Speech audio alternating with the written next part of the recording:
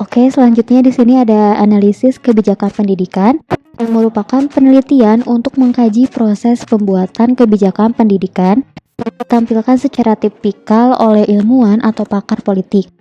Berminat dengan proses di mana kebijakan pendidikan ini diadopsi sebagai efek dari peristiwa politik. Nah, artinya yang dimana bahwa kebijakan pendidikan ini tuh dilahirkan dari suatu akibat dari peristiwa politik. Contohnya saja, sistem pendidikan di masa pendudukan Jepang di Indonesia. Itu karena pendidikannya mereka lebih kepada kurikulum berorientasi lokal seperti setiap pagi siswa sekolah ini harus menyanyikan lagu kebangsaan Jepang. Juga setiap paginya mereka harus melakukan senam Jepang. Nah, dengan kebijakan tersebut itu dapat diadopsi oleh kebijakan pendidikan kita, yang dimana bahwa sekarang ini murid sekolah itu tiap paginya rutin menyanyikan lagu kebangsaan Indonesia Raya. Terus juga setiap hari Jumat itu mereka melakukan senam pagi. Lalu mengenai karakteristik penelitian kebijakan pendidikan. Nah, penelitian kebijakan pendidikan ini tuh orientasinya lebih tinggi pada suatu tindakan, yang dimana bahwa tindakan ini tuh lebih kepada perumusan kebijakannya, dan juga misalnya mengenai memperbaiki atau meningkatkan kebijakan pendidikan yang sudah berjalan ataupun belum. Dan juga penelitian kebijakan pendidikan ini tuh lebih diarahkan untuk melihat manfaat dari suatu kebijakan yang dicantumkan.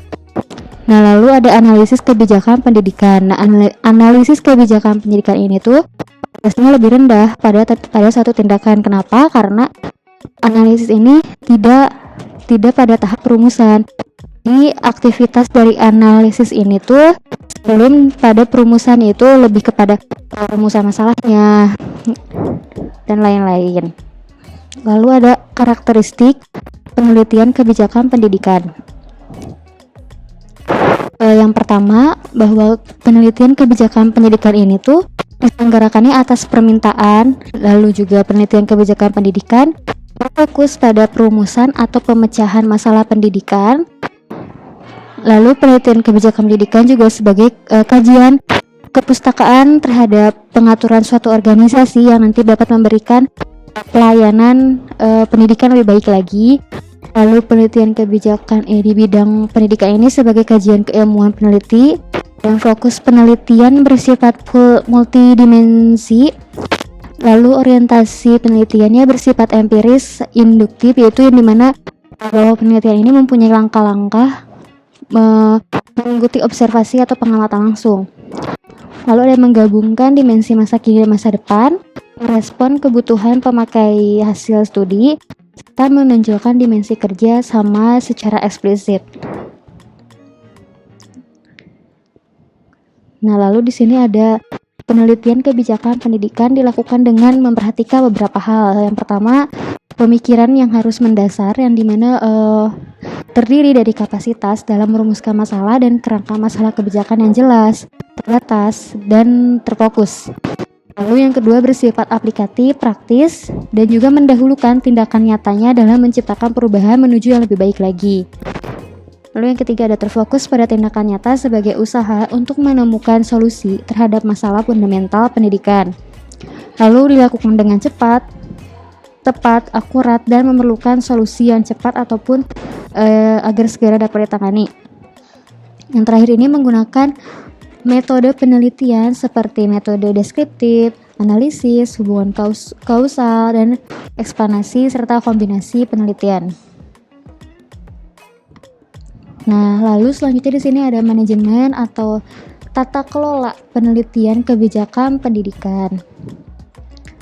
Nah, dalam tahap persiapan ini, peneliti kebijakan ini mengisyaratkan pentingnya keterlibatan peneliti pada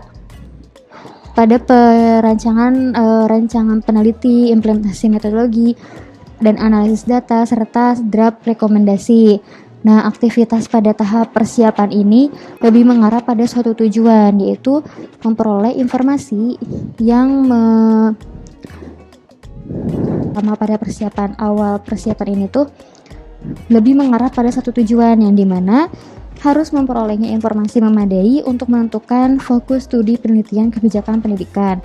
Kenapa harus informasi? Karena ya informasi itu kan merupakan suatu titik awal keberhasilan proses kerja penelitian. Nah, lalu informasi apa saja gitu yang diperlukan oleh peneliti kebijakan? Yang pertama itu ada isu. Jadi yang pertama harus menentukan isu yang muncul secara temporal atau kekinian yang sedang terjadi, lalu juga lebih melihat kepada konteks pembuatan kebijakan sebelumnya, lalu menggunakan sumber studi yang digunakannya apa, lalu tipe rekomendasi studi yang dikehendakinya, ada juga munculnya ancaman jika satu masalah ini tidak dapat diselesaikan atau tidak dipecahkan, itu akan seperti apa, lalu ada peluang yang ada pada sistem.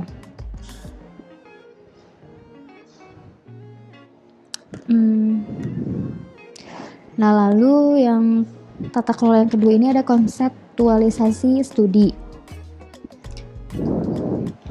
Nah, konseptualisasi studi ini merupakan proses pembentukan konsep dengan bertitik tolak pada kajian-kajian kepustakaan yang relevan dari masalah yang diteliti.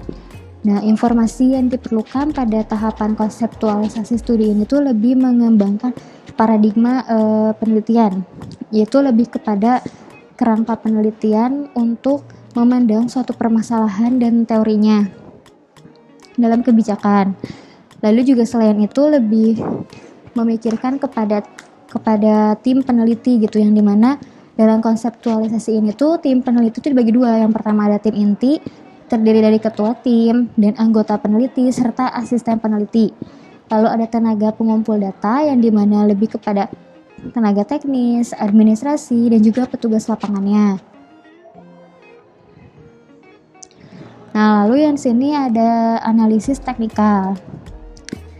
Analisis teknikal ini merupakan proses kerja penelitian kebijakan pendidikan yang melibatkan aktivitas dengan menggunakan aplikasi metodologi penelitian dalam kerja penelitian. Jadi dalam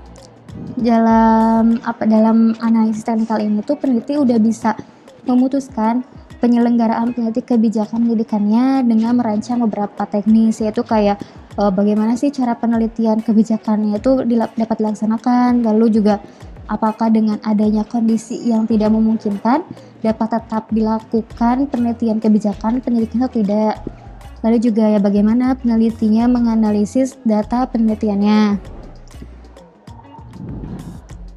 Lalu juga analisis data atau informasi yang diperoleh selama penelitian dapat dilakukan dengan beberapa cara, yaitu ada analisis kualitatif, analisis kuantitatif, ataupun mengkombinasikan keduanya untuk mendapatkan hasil penelitian kebijakan dan rekomendasi penelitian yang optimal. Lalu tata kelola yang keempat ini ada metodologi penelitian kebijakan pendidikan. Nah, dalam metodologi penelitian kebijakan pendidikan ini, sumber teori yang dipakainya oleh peneliti itu harus ditekani kepada kemampuan teknis metodologinya dan statistika, dikarenakan memang hampir semuanya itu mengarah pada suatu teori dasar gitu. Nah, peneliti di sini juga harus mengetahui gitu berbagai metode dalam tata penerapannya guna merumuskan pertanyaan penelitian, yang dimana menurut Nugroho ini ada beberapa metode yang digunakan, yaitu yang pertama ada metode analisis isi, yaitu penelitian yang bersifat pembahasan mendalam terhadap isi suatu informasi tertulis atau tercetak dalam media massa. Jadi yang menganalisis semua bentuk komunikasinya dari surat kabar kayak berita radio, iklan, media sosial, dan lainnya. Lalu juga ada analisis jaringan, yaitu untuk menemukan jaringan sosial dalam sistem sosialnya. Nah, selain menurut Nugroho, ini juga ada menurut Sugiono, yaitu ada kuantitatif dan juga kualitatif. Nah, kalau metode kualitatif ini penelitian yang digunakan itu lebih kepada menggambarkan, menjelaskan, menemukan kualitas ataupun keistimewaan dari pengaruh sosial yang tidak dapat dijelaskan atau diukur melalui pendekatan kuantitatif. Lalu kalau kuantitatif ini, penelitian yang banyak menuntut penggunaan angka, mulai dari pengumpulan data, penafsiran terhadap data tersebut, serta penampilan dari hasilnya. Nah, lalu juga di sini ada desain penelitian. Nah, desain penelitian ini terdiri dari rancangan persiapan dan juga rancangan pelaksanaan. Rancangan persiapan ini terdiri dari perumusan tujuan, formulasi masalah, urgensi penelitian, kajian pustaka, dan juga perumusan hipotesis. Sedangkan rancangan pelaksanaan ini ada teknik pengukuran variabel, penentuan sampel, alat, cara pengumpulan data, analis data, dan juga editing. Nah, untuk mendapatkan desain penelitian kebijakan pendidikan yang sesuai, itu terdapat proses kerjanya yang dimana harus mengidentifikasi dan pemilihan fokus masalah penelitiannya, lalu juga menyusun kerangka konseptual untuk masalah penelitian dihubungkan dengan penelitian yang sebelumnya, lalu juga merumuskan masalah penelitian secara spesifik, yaitu yang terdiri dari tujuan penelitian, ruang lingkup, hipotesis yang akan diuji. Lalu juga yang keempat ada menyusun rancangan penelitian untuk membangun rancangan penyelidikan. Lalu ada menentukan dan mendefinisikan variabel, disertai rancangan pengukurannya, serta menentukan teknik penarikan sampel. Selain itu ada menyusun alat serta cara pengumpulan datanya, membuat coding, mengedit, dan juga memproses datanya seperti apa. Serta yang terakhir itu menyusun laporan penelitian secara lengkap. Nah, untuk struktur laporan kebijakan pendidikan ini sama halnya dengan laporan penelitian pada umumnya, yaitu terdiri dari judul, daftar isi, abstrak, pendahuluan, deskripsi masalah, pilihan-pilihan kebijakan, kesimpulan dan rekomendasi, catatan akhir, lampiran, dan yang terakhir itu ada bibliografi. Nah, untuk tata kelola yang terakhir ini ada pelaksanaan rekomendasi. Nah, dalam pelaksanaan rekomendasi ini itu untuk memudahkan peneliti kebijakan pendidikan untuk menarik atau menentukan kesimpulan dan hasil penelitiannya. Yang dimana nanti hasil dan kesimpulan itu yang diperoleh harus bisa gitu dengan gampang dimengerti oleh pembuat kebijakan. Misalnya saja menyajikannya dengan alat visualisasi, yaitu ada gambar, tabel, grafik, tabulasi, ataupun UJT.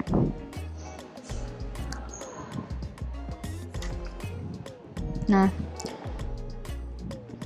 lalu di sini yang terakhir ada mengkomunikasikan hasil kebijakan pendidikan. Hasil penelitian kebijakan pendidikan. Nah, jadi dalam mengkomunikasikan suatu kebijakan pendidikan itu adalah dibutuhkan komunikator yang baik gitu. Yang mampu mengkomunikasikan isi pesan yang direkomendasikan kepada perancang atau pembuat kebijakan. Nah, yang dikomunikasikannya itu apa? Yaitu hasil studi penelitian kebijakan pendidikannya, berupa rekomendasi yang dapat menyelesaikan suatu masalah pendidikan.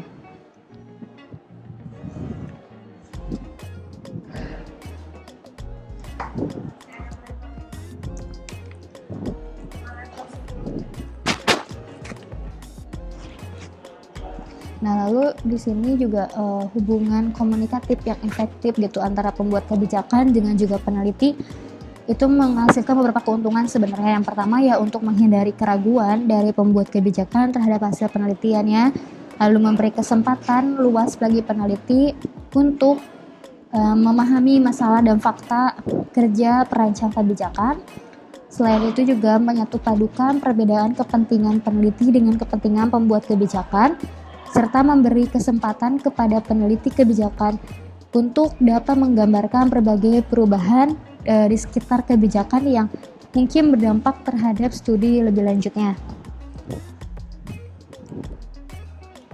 Mungkin sekian dari kelompok kami. Mohon maaf apabila ada kesalahan kata. Wassalamualaikum warahmatullahi wabarakatuh.